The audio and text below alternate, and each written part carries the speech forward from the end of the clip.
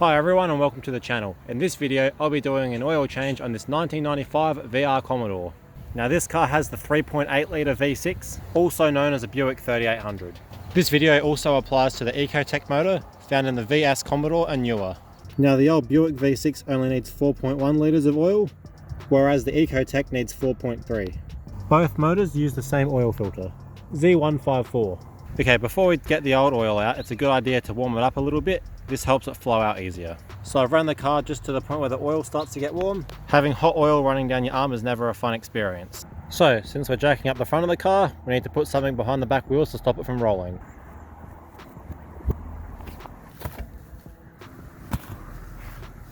Make sure the car's in park and the handbrake's up.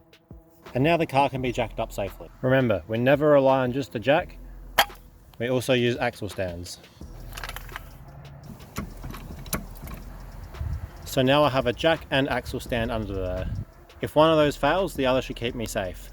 All of the weight is currently on the axle stand, and if that fails, the jack should catch it. We want to be as safe as possible when working underneath cars. Now you may be wondering why I've only jacked up one side of the car. Well, that's because the sump plug is on the left side of the car as well. And I only need enough room to access the sump plug to drop the oil. And I want to make this easier for myself. Now the next step is to get an oil pan. When we undo that sump plug, that oil's got to go somewhere, right? And we don't want it going all over the ground. So we're going to take that sump plug out and drain the oil. Also, this car has a bash plate attached underneath. This is to protect the sump from any damage. So if yours looks a little bit different, don't be worried, it probably just doesn't have this. The sump plug is a 19mm in this case. Okay, that sump plug's finger tight, so I'm going to undo it and hopefully not get oil all over my hands. And I failed. Now we just let the oil drain and wash my hands. Okay, so I've cleaned up my phalanges and it looks like most of that oil has been drained, but we're not done yet. Since the car's leaning over to its right side, there'd still be a little bit more oil in that right side of the sump. So this next step isn't necessary, but it's what I do. So what I'll do is I'll lower the car back down as much as I can, making sure not to crush the oil pan. And what that'll do is allow that remaining oil in the right side of the sump to drain out.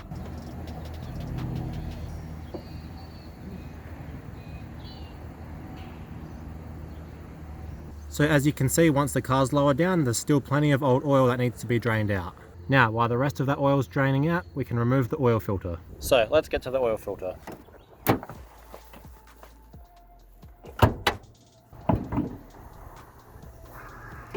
So the oil filter is right there on the right side of the motor.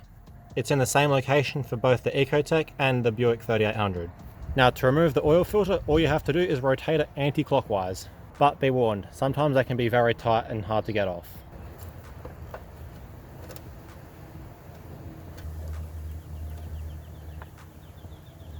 Okay, so I'm having trouble getting that off by hand, so I'm going to use an oil filter removal tool to help.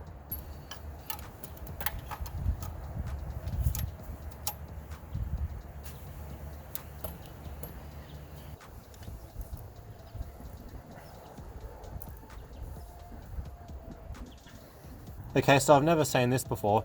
This oil filter is so tight, it's crushing as I'm trying to undo it. Can't be tight if it's a liquid. Just kidding. Okay, that oil filter is really stuck on, so I've got no other choice. A screwdriver and a hammer. So all you do is you bash the screwdriver through the oil filter and you turn it using that.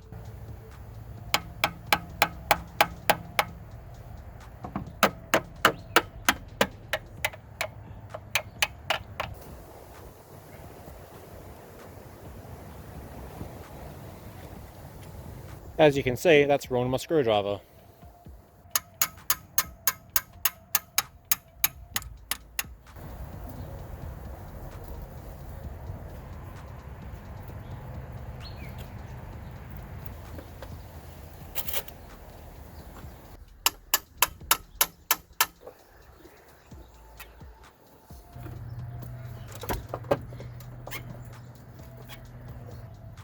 Oh, finally.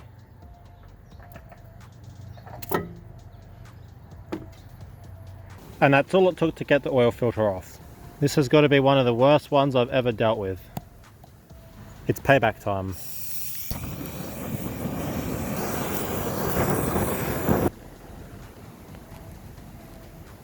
And as you can see, that method usually makes a lot of mess, so just be warned. Okay, now the old oil filter's off, we want to clean the area before we put the new one on. Just a simple wipe down with a rag should do.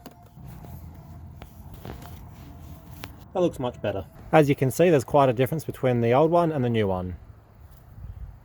Before the new one goes on, you have to take off this plastic film. Now before you screw it on, you want to put a little film of oil around this rubber O-ring here. I'll just take some oil off the cap, then just a little dab. And all you want to do is just put it around here. Just like that. And now all you do is screw it back on.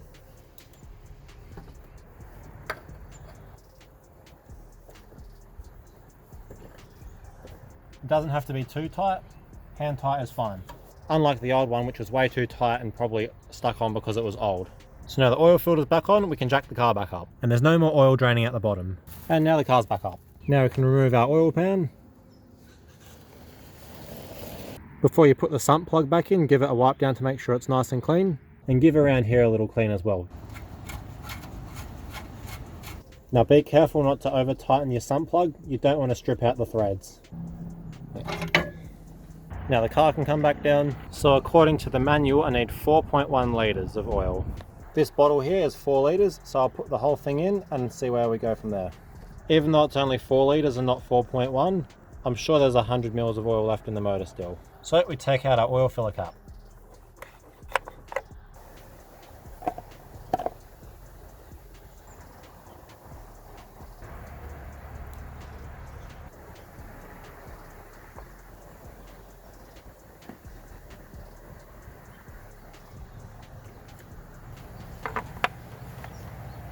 Now before you start the car, it's always a good idea to check the dipstick, just to make sure that there is oil still in there. So it's just over the full mark, but that's okay, because when we start the car, that oil filter will fill up as well. So after an oil change, you need to start the car. You only want to run it for 10 seconds at most. This just gives the oil enough time to circulate around the motor.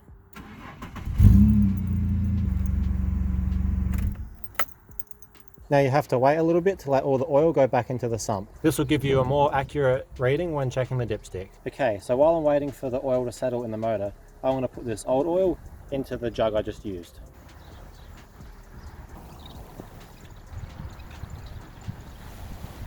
Make sure you dispose the old oil in an environmentally safe manner. Okay, the oil's had enough time to settle, let's check the dipstick. So that's just above full, and that's fine. I don't need to make any further adjustments.